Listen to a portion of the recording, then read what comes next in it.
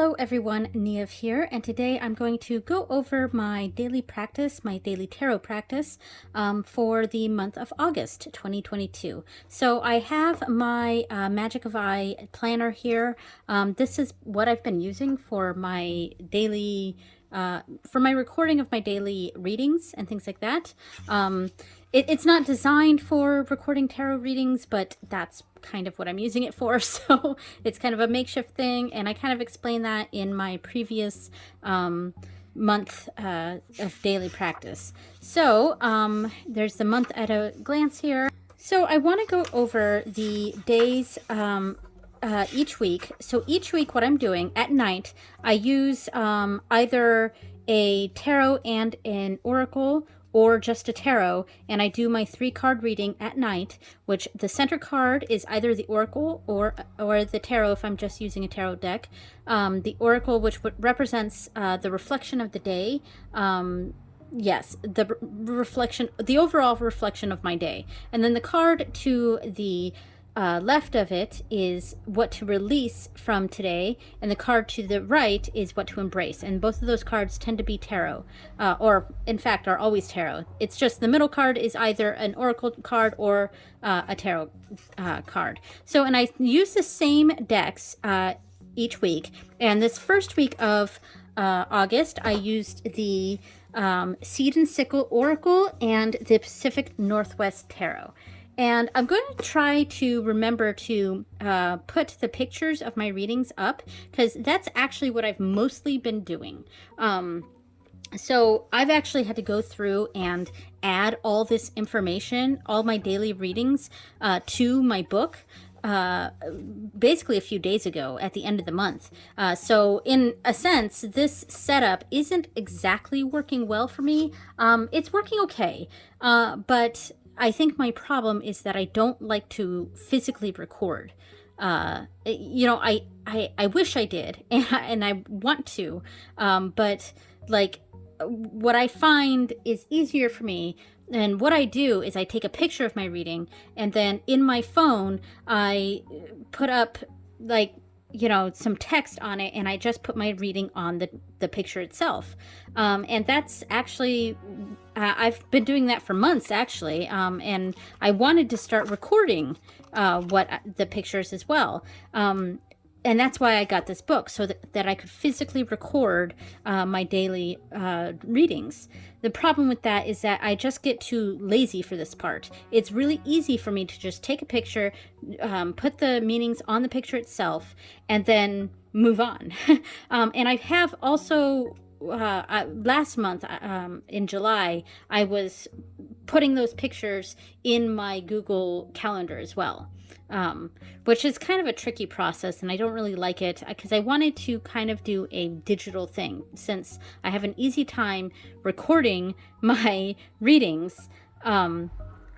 It just recording my readings via taking a picture and recording it on the picture, but writing it down is something I have a hard time doing because I don't think to do it until a few days before I do this video, and I was like, oh geez, I haven't written any of this down. I got to go through it. And I spent like the last 4 days doing this, and my hand is killing me from all this writing. But anyway, so the first week I used the Seed and Sickle Oracle and the Pacific Northwest Tarot, and if I remember, I will put a couple of those readings up on the screen. So the next week, I'll go over the individual days in a second. The next week I use just the Everyday Witch Oracle, or not Oracle, I'm sorry, the Everyday Witch Tarot. And I didn't use an Oracle with this. It was just the Everyday Witch, and I actually really enjoyed it. So, and I had some pretty good readings with that. The week after that, I used the Star Tarot, which is a new deck for me. Go ahead and watch my walkthrough of this deck. So I wanted to get to know it, and this was the week that I had this deck, so I just used the Star Tarot for my nightly readings. So then the week after that, and I didn't do the last 2 days here, because this is the last one. Yes, the week after that, up to the 28th, or the 27th rather, I went back to an oracle, I used the Crystallary Oracle, which is a new deck for me, and the Gentle Tarot. And this was actually quite nice. I'll put up a couple pictures of the readings that I did with these decks, and there we go. And so the next week after that, starting the 28th, still in August, and this is the deck I'm currently on, and that is, I'm using the Steampunk Tarot for that. So really nice deck. I'm just going to pull this out real quick. I like the bag that I made for it. Very steampunky. And there we go. So very nice deck. It's very dark though. That's the only, well, it's not the only criticism I have for this deck. It's, I have two criticisms. One is that the images are just a little too dark. It's really difficult sometimes to see the images. There's some that are fairly bright. This is one of the brightest cards in the deck, but there's a lot, and this one too, there's a lot that are just so dark, and it's kind of hard to see things sometimes. But the art in it is amazing. So, and I've been using that for this past week. The last few days of August and the first week of September is what I've been using this one for. So those are my weeklies. So my dailies. So as usual, in the mornings I do a reading with a deity. And so on Mondays, it is with Breach. On Tuesdays, it's with Lu. Wednesdays, it's Dagda. Thursdays is Lakshmi. Fridays are with a new entity or a new something like that I'm inserting for that month. And this month I did ancestor readings. So last month in July, my Friday readings were with Anya, that particular entity, that deity, and so this month, and also in the month of September, I'm going to be doing that as a reading with my ancestors. Yes, and on Saturdays is with On Morgan, and Sundays is with Ganesha. And I see that I didn't actually fill out the last one with Ganesha. I have a picture of it though.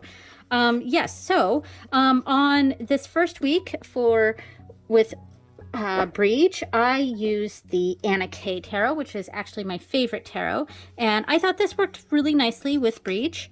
Yeah, it worked out very nice.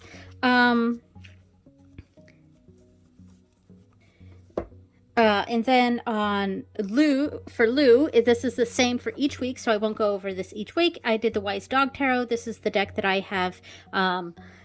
I haven't formally dedicated this to Lu yet, but it is my intention. So my intention is to formally dedicate this deck to Lu, and I only use this deck for Lu readings. Now, that doesn't mean I'm confined to only use this deck for Lu readings. I can use other decks with him, but I won't use this deck for anything else except Lu readings, if that makes sense.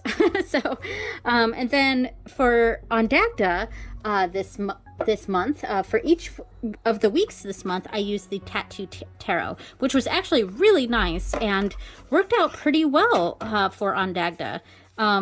A lot of these, I don't know, it just seemed to work out. It's a very simple deck, but it also, I think, has a sort of masculine energy. I don't know, maybe that's just how it makes me feel.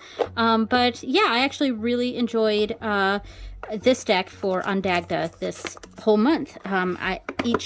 Every Wednesday, I pulled out the Tattoo Tarot for him. All right, so Lakshmi, this month, I used the Crystal Visions Tarot. I actually really like this deck for Lakshmi. It just, I don't know what it is about it. It fits very well.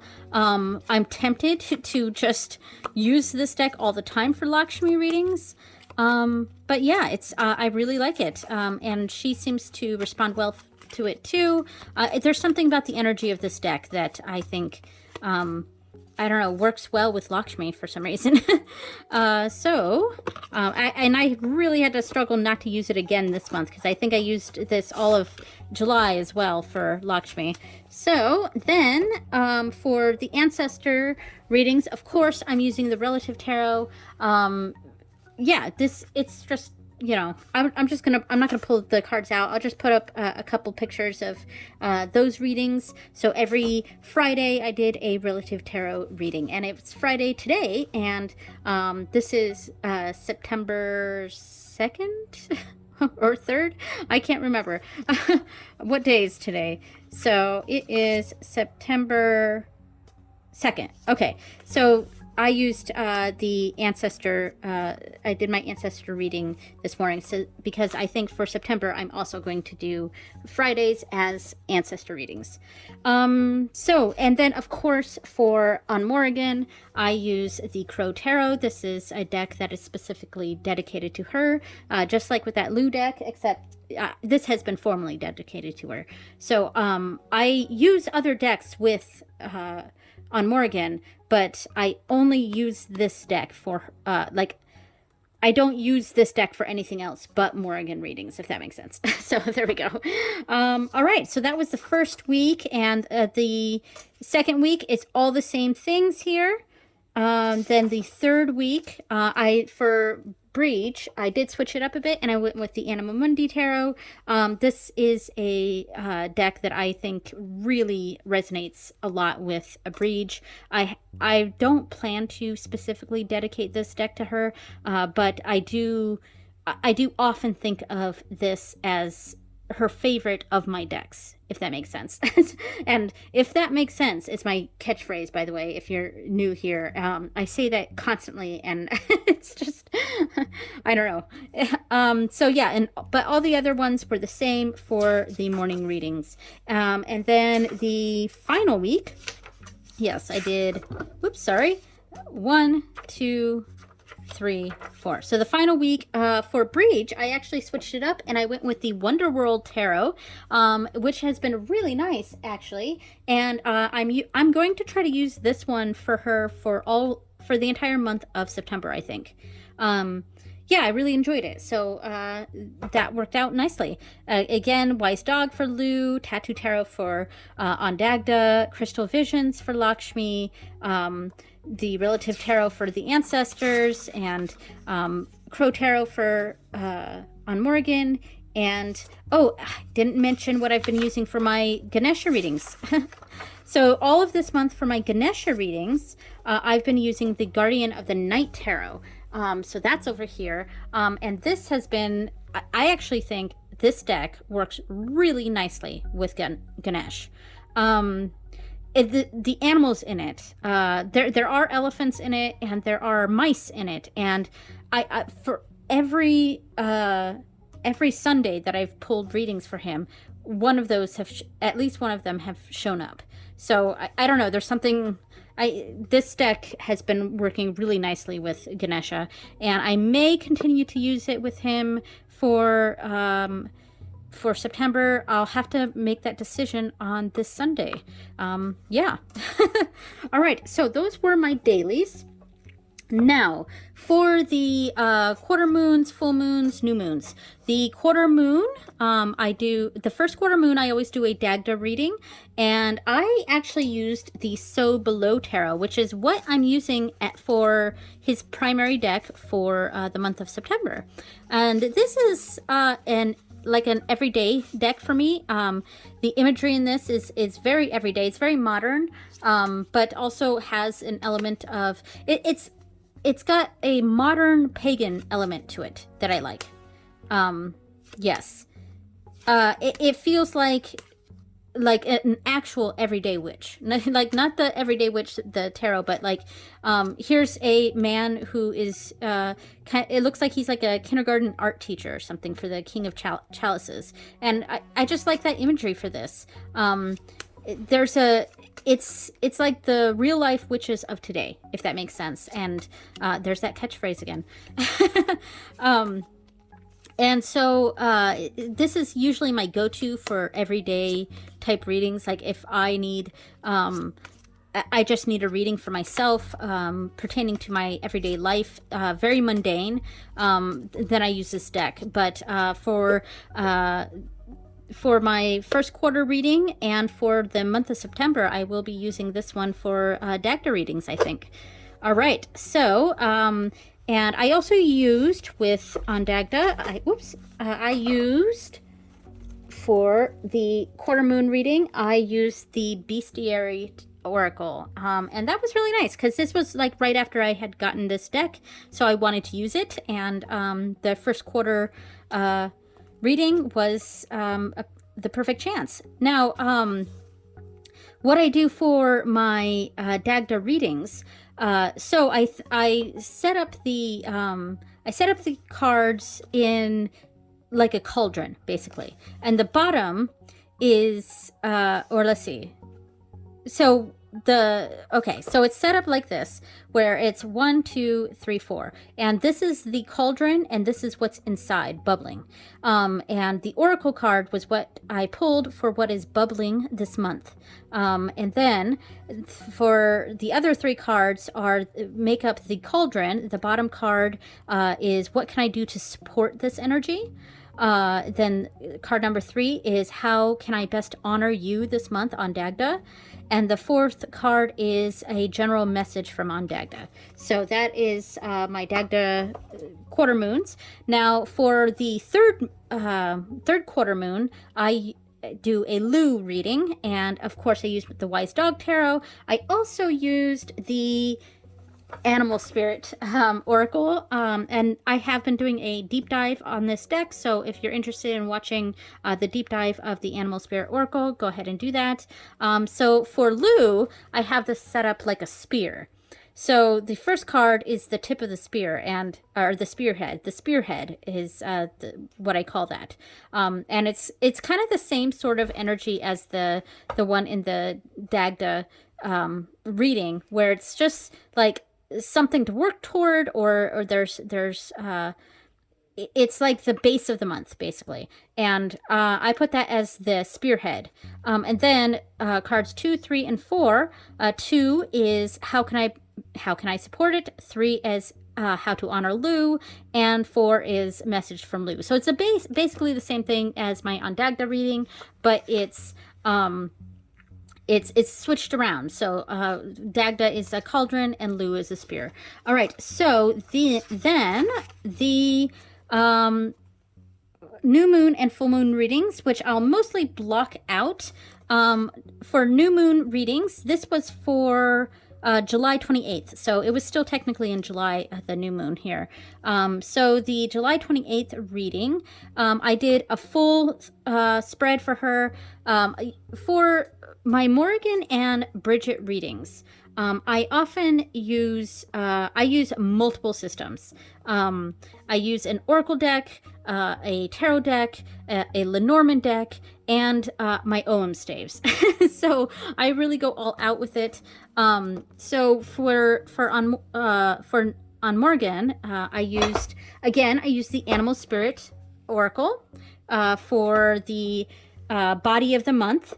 And for that reading, it's the center card is, in fact, I will find my I did a picture of the basic spread that I use on Morgan, and this is if I use all the cards.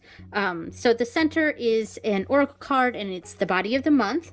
Then I used the Crow Tarot, of course. I don't always use the Crow Tarot for, I've definitely been using it for the daily readings, but I might also sometimes use the Murder of Crows Tarot. But for this month, I used the Crow Tarot, and the 3 cards for that is a message from Maka, a message from Morgu, and a message from Bive. And so those are the 3 tarot cards. Then for each of those 3 cards, I also pull out one of my OM staves there, and I keep them in this bag here. Let me see if I can pull some out. And these really just represent land, sea, and sky, and they're just general energies. And since they are, I connect them to my cards for Macha, Morgu, and Bive. Whoops, here we go. Since I place them right above that, I kind of connect them to the card that's below them. So the land goes with Macha, C goes with Bive, I believe, and Sky goes at the top and goes with Morgu. So there we go. And then finally, I do a 3-card. Let me go find where I was at here. I do a 3-card Lenormand reading, and this and that reading basically just is how can I best honor on Morgan or Namrinya this month, and I use my Ghibli Lenormand for that. And love this deck, but it's homemade by me, but it is licensed, of course, so I can't sell it or anything, but yes, I do very much like my Ghibli Lenormand. I love this one. This one feels, Princess Mononoke feels very Morrigan to me. In fact, her offering glass is a little Princess Mononoke thing with that. But yeah, so this deck I often use for on Morrigan readings. But yeah, so the final 3 cards is how can I best honor you this month. And then for finally for Breege, the full moon reading for her. I'm trying to find where I was at here. So I used the Crystallary. Let's see, right here, Crystallary. I used the Crystallary. And then I use the Anima Mundi Tarot, which is what I use a lot for Breege. And then finally, I also use my Ogham Staves, of course, and I use my Bitmoji Lenormand for her. Now, my reading for Breege, the center, the one card is the Oracle card, and it's the core of the month. And I do it like sort of like a Celtic Cross, except I don't call it a Celtic Cross. I call it Bridget's Cross and Staff, or Bridget's, oh no, that's right, Bridget's Cross and Candle is what I call this spread. And so the center card is the Oracle card. Then there are 4 tarot cards, and the 4 tarot cards are what to offer Breege this month, what to leave behind, what to embrace, and a general message from Breege. And then I pull the candle cards, and I do top to bottom, and it is 3 cards from my Bitmoji Lenormand here. Oops, sorry. And like this is, you know, this is very cute. It's you know, it's my Bitmoji, so it's myself, except for my husband. That's that card. But yes, and I pull 3 cards for the candle going straight down, and it is how to honor this month, how to best honor her this month. And then at the top of the candle for the flame is the flame of the month, which is a one of the Ogham Staves. All right, so that was my daily practice for August, and I'm sure that was extremely long and possibly boring, I don't know, but if you enjoyed that, awesome. I'm going to go ahead and take, like, I'm just gonna put a few of these decks around so I can take a picture and call it a day there. All right, thanks so much for watching, everyone, and I will see you next time. Bye.